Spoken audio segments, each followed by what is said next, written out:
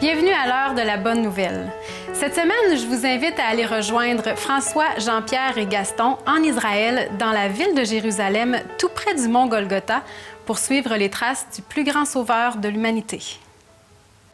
Le psalmiste nous dit ici dans le psaume 122, « Je suis dans la joie lorsqu'on me dit « Allons à la maison de l'Éternel ». Nos pieds s'arrêtent dans tes portes, ô Jérusalem.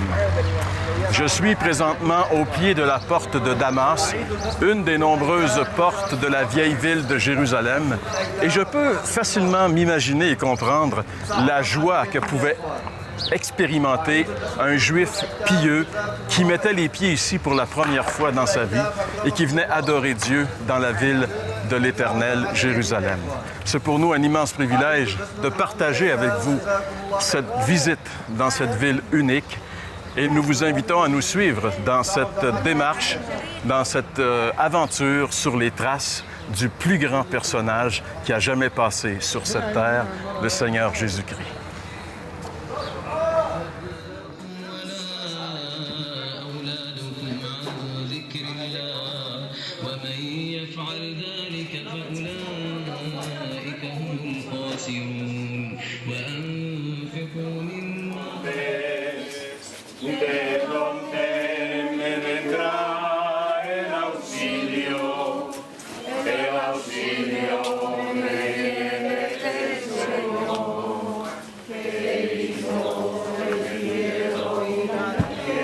François, d'être ici à Jérusalem, c'est merveilleux parce qu'il y a ces vieux buildings et il y a aussi surtout les sites bibliques qu'on connaît très bien puisqu'on lit la Bible depuis des années.